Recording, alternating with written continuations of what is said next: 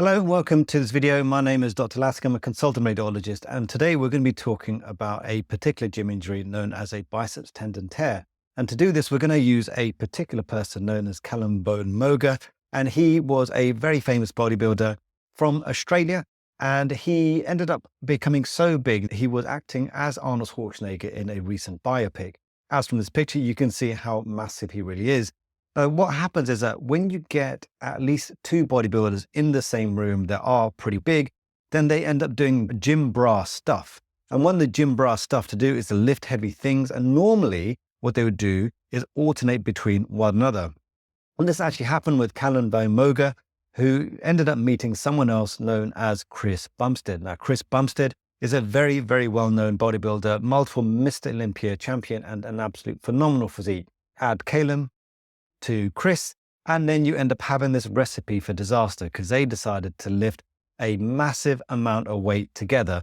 And I'm going to play this video, quick trigger warning for anyone that may feel a bit squeamish.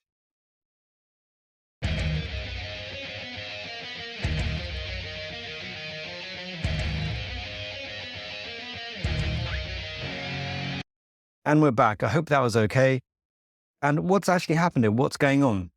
So the increased tension that's caused by the excessive amount of weight that has been pushed onto this biceps tendon result in a full thickness tear of the distal biceps tendon. This can result in retraction of the biceps muscle all the way up into the upper arm, otherwise known as a Popeye sign.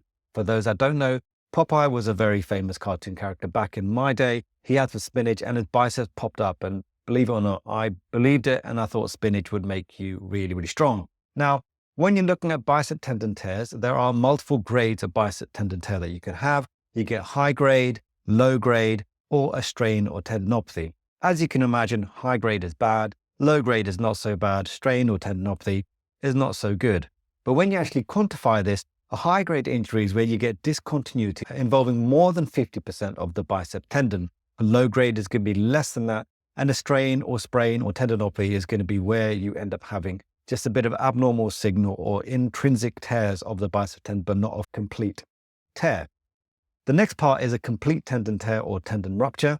And there's something called the lacetus fibrosis, which is like this sheath of material that kind of overlaps the distal bicep tendon. And that can be torn as well as a complete bicep tendon tear. And the only way you can really infer that from imaging is to look at how big the retraction is between the bicep tendon and its distal insertion.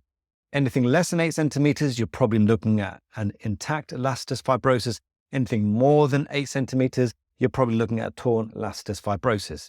Here's a quick image here, and you can see that this tendon is just flapping away in the wind in the upper arm. This is a complete tear of the distal bicep tendon. So for those that don't know, if you do meet up with another big gym bra, then be safe, man. Don't lift heavy weights like that. It's just, anyway.